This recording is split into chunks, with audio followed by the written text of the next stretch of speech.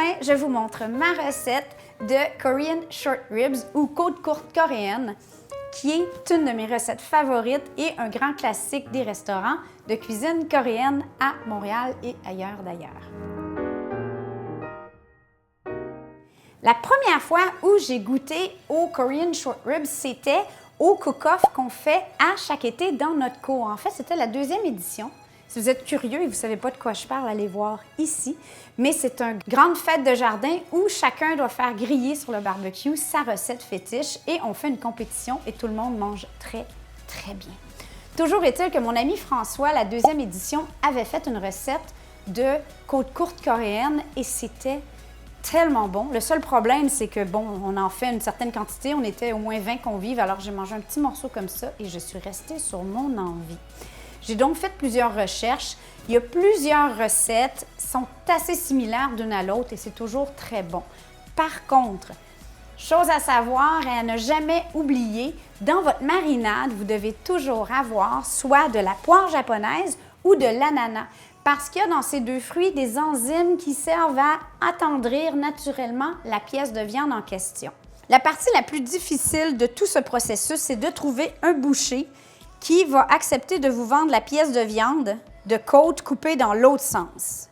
Ça prend vraiment des côtes coupées de cette façon-là. Amenez une photo, une explication et soyez très gentils. Faites des biscuits pour votre boucher, je ne sais pas, mais pas facile.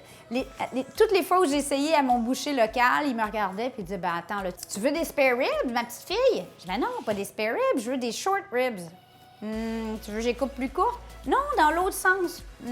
Point d'interrogation.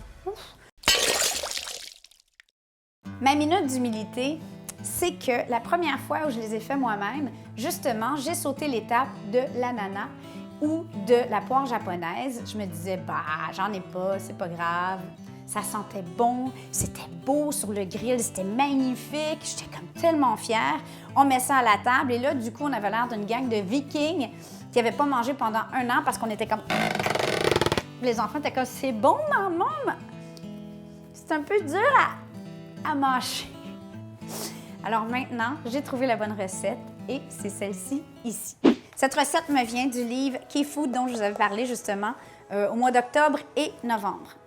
Parce que j'ai pas de grand-mère coréenne dans la famille. J'en ai testé plusieurs et celle-ci a été à chaque fois.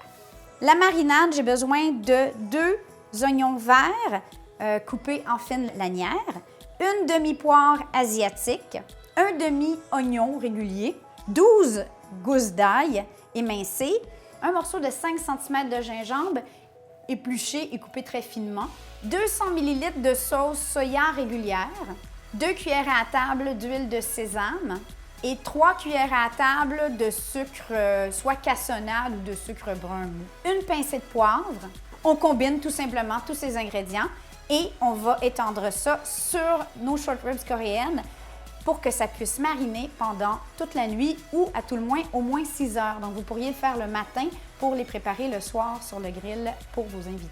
Et voilà, elles ont passé la nuit au froid. J'ai quand même pris soin de les tourner de temps à autre, peut-être 2 fois.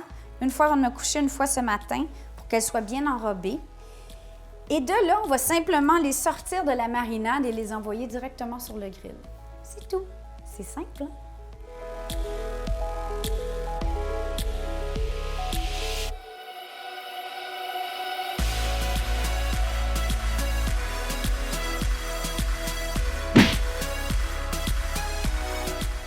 Bon, ça, la façon la plus satisfaisante de manger les short ribs, c'est carrément avec les doigts. Est-ce que ça a besoin de sauce? Je sais pas, c'est tellement bon.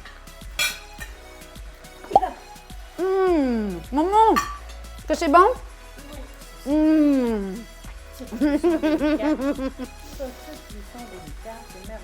On vous aime. C'est presque la fin des Olympiques. Alors, c'est ça. On va continuer à cuisiner coréen chez nous. J'espère que vous aussi. J'espère que ça vous a inspiré.